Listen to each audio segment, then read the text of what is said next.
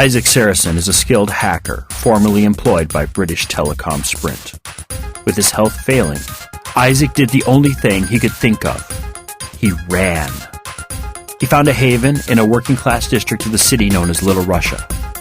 There Isaac took on a new name, Ishmael.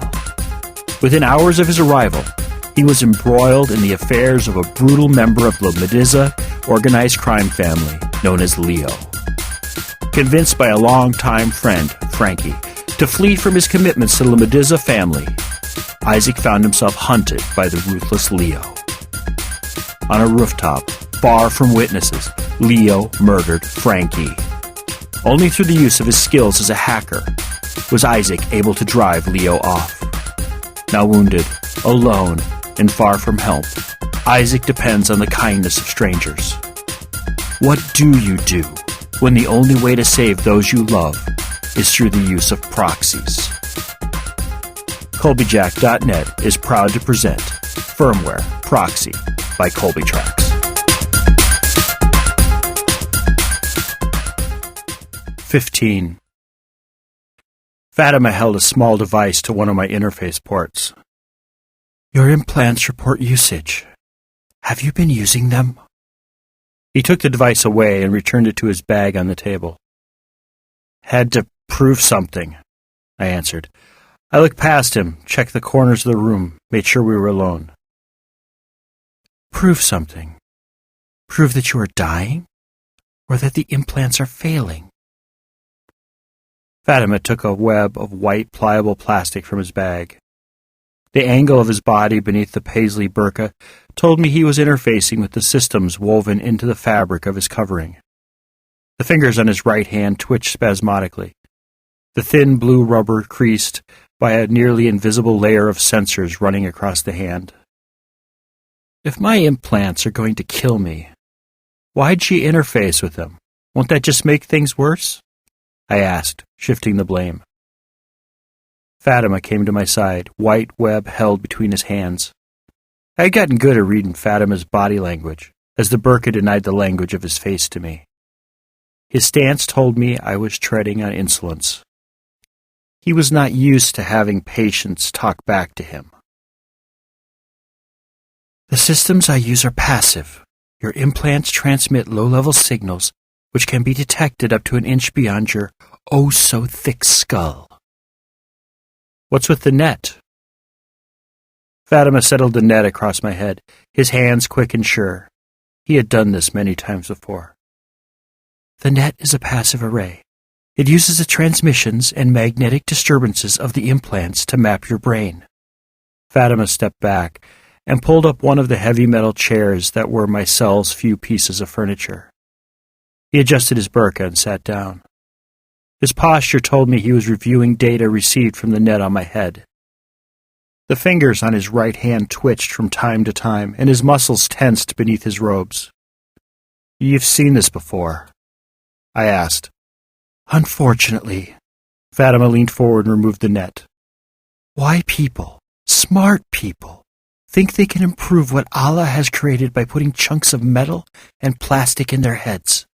I'll never understand. So what's the verdict? You tell me what you were trying to prove first. Fatima repacked his bag.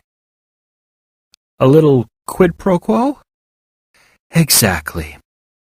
Fatima examined the prescription bottles piled about the base of my television-turned-computer monitor. He shook the bottles one by one.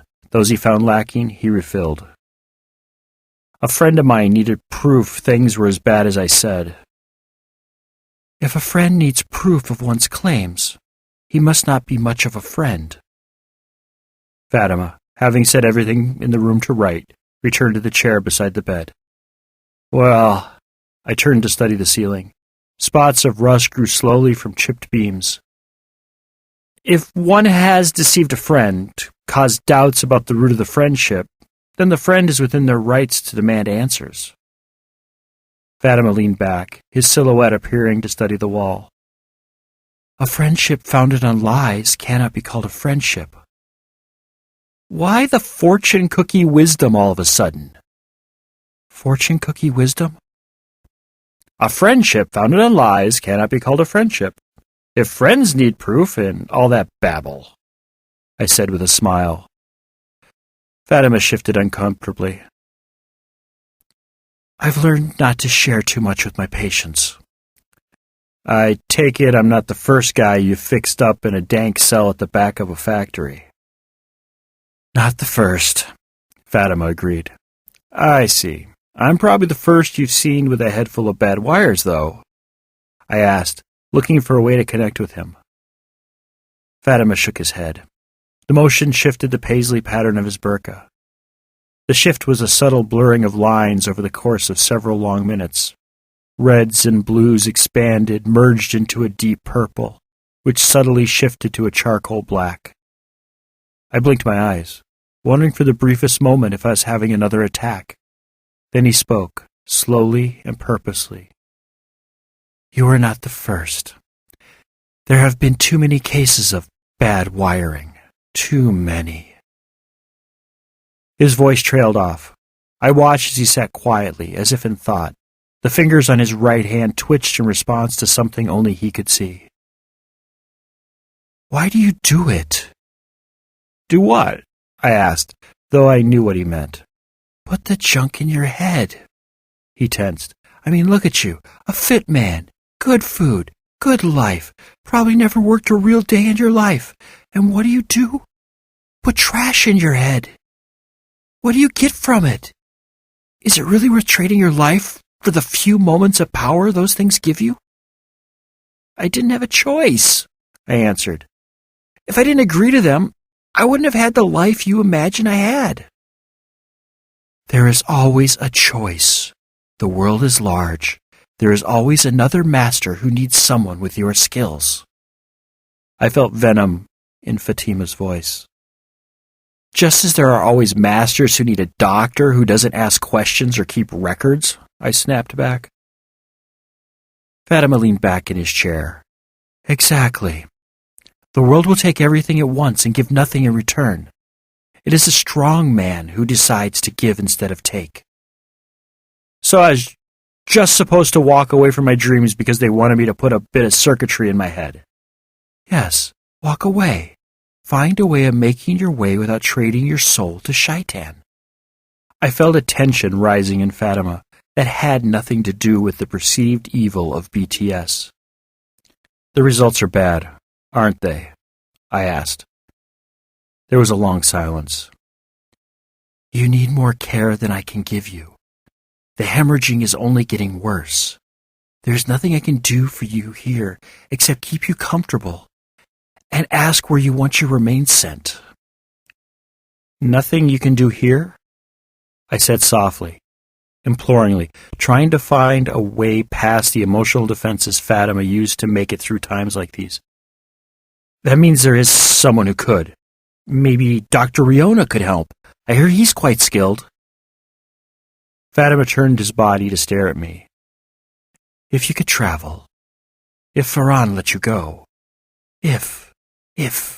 So many ifs. Fatima sighed. I don't even know if the doctor would even want to help you. He's a doctor. Why wouldn't he? I asked softly, trying to appear even weaker.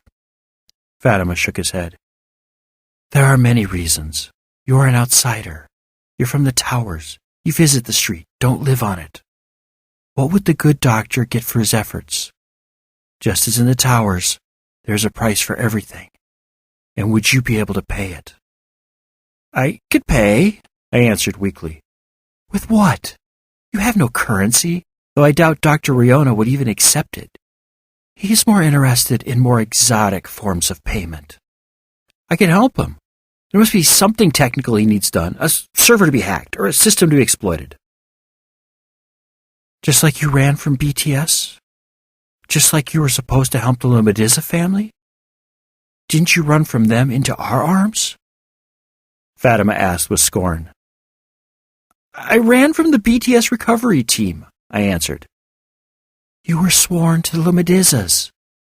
Didn't you think they could protect you? I was just... I stopped. There was nowhere for my excuses to run. Fatima had trapped me. He had trapped me just as Leo had done on that rooftop a lifetime ago. on the day that Frankie died. His severed hand in mine, his corpse desecrated by Leo in his insane need to kill me. And what did I do? What did I do? I ran.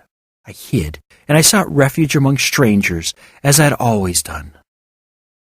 I couldn't hack it working a simple job, so I ran away to Murray's special team.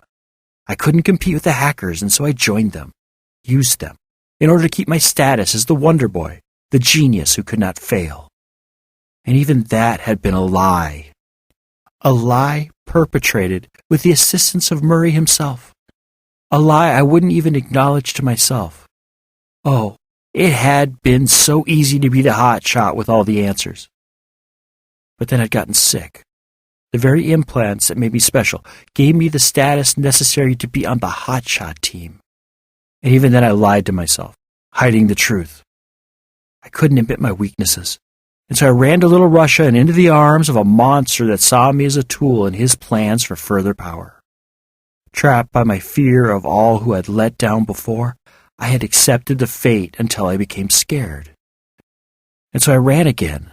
This time, I killed the only person who'd been with me through all my trials and tribulations. And when the authorities arrived, did I stand up and bear witness against my best friend's killer? No, I hid, terrified of everything I had left behind. And here I lay, dying in a fish farm, cared for by strangers who only needed me to do one thing, one bloody task, and I was willing to run from them as well, just to save my worthless life. I owed so much to so many. If I were asked at this moment if I were worth saving, I knew the answer would be no. I don't want to die, I sobbed. Fatima leaned in close. No one wants to die. Why should anyone care if you live? I have to save Nona, I whispered. If you stayed, she would have been safe. But you ran, Fatima answered coldly. I was losing control. Words were hard to form. Only now it was my brain that locked my voice in a box. It was my heart. I need to make everything right, I gasped out, the words thick and chunky in my throat. Fatima stood up, gathered his bag, and left me alone with my grief and pain. 16. Visions of Leo came to me at all hours. Awake or asleep, everything would stop. Fever dreams interrupted, chains of thought broken. Everything would come crashing down as the image of Leo's predatory smile appeared before me. I couldn't think of anything but Leo. Where was he? What was he doing? Was he searching for me, hunting and killing others to find my worthless ass? Was he taking his anger out on Nona? Did she still live? I needed to know. I desperately needed to know. Knowing became an obsession beyond which everything paled. My aphasia came and went, drifting back and forth through my consciousness as the pressure within my brain ebbed and flowed. I needed more time with words. I needed them like a drowning man needed air. When they came, I worked feverishly, pushing my limits, working against the clock. I slowly probed the network serviced by the red square switch. Over the course of several days, I mapped the network surrounding it, searching for any flaws in the security. It was hard work. Every time I made a breakthrough, something truly exciting, my aphasia would return. It was as if the breakthrough could reach back along the network feeds and force me back into my body and the silent spaces between thoughts. I became convinced that the network was trying to kill me. The network would give me a cookie, a clue, a hope of victory, and then rip the words away which would save the day. I wasted time researching biofeedback, the power of positive thoughts, and magical thinking. Reading the endless pages dedicated to quack theories of the mind and how it worked. I found the aphasia stayed away. It stayed hidden away, like a shark, just below the surface. It was only when I returned to my work and made a small modicum of progress that the aphasia shark would strike. Then the words fled, hiding once more in the depths of my weakening brain. What was different? Why was one task different than the other? What was the key? It took longer than it should have, but finally the answer percolated through my thick skull. It was stress. When I was on the hunt for answers, searching for ways to hurt Leo, the thrill of discovery would cause the words to fade. There had to be something to this line of thought. I returned to the quack theories of biofeedback, relaxation techniques, and magical thinking. There, hidden in plain sight, was the answer. A muddled, crazy answer based on suppositions and twisted facts. But there nonetheless. It all came down to pressure. Blood pressure, to be exact. The same thing Fatima had warned me about. When would I learn to listen? The articles didn't excite me. They were simply something to read. The hacking of the Red Square. Now that was something truly exciting. It all made sense. I got excited. My blood pressure would rise. With the increase in blood pressure, the leakage into my brain had to increase. Increased fluid would overwhelm the shunts installed by Fatima. A short time later, the aphasia would kick in. There, at the end of a chain of suppositions, lay the answer. I needed to relax.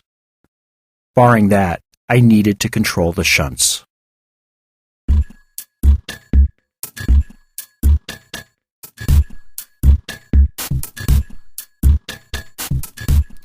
Firmware, Proxy, is the second book in the Firmware pentology. That's 5 books, if you must know. It begins moments after Firmware Hijacked ends. So if you haven't heard or read Firmware Hijacked, this would be a good time to head on over to Colbyjack.net and either download the podcast on the audio side, read the episodes on the visual side, or download the Colbyjack Sunday Reader issues 1 through 20 in your choice of either EPUB or Mobi. Firmware, Hijacked, and Proxy are both available in ebook versions from our store at shop.colbyjack.net, amazon.com, and Barnes & Noble. Just search for Colbytrax. That's Colbytrax. I'm the only one. A complete audiobook version of both Firmware, Hijacked, and Proxy is available for download through our shop as well. If you don't need any stuff, but would like to support our work, drop on by Colbyjack.net and hit the pretty little donate button conveniently located on the right-hand side of the blog roll. If you're on a smaller screen, the button will be found at the bottom of the page. Firmware Proxy is released under a Creative Commons, non-commercial, attribution, share-alike 3.0 license. Do what you want with it, just don't sell it, and always tell people where it came from. If you received this from a friend and want more information about Colbyjack.net and our split personality website, just drop on over to Colbyjack.net and select either the audio or visual side. The audio side carries our podcast, while the visual side carries our writings. Whichever side catches your fancy is fine with us. We're of two minds about the whole thing anyway. If you want to get social with me, I do mostly Twitter. So if you do the tweets and want to follow me, I'm Colbytrax. Spelled the same as above, Colbytrax. We could sing that all night long. Thank you once again and have a wonderful week.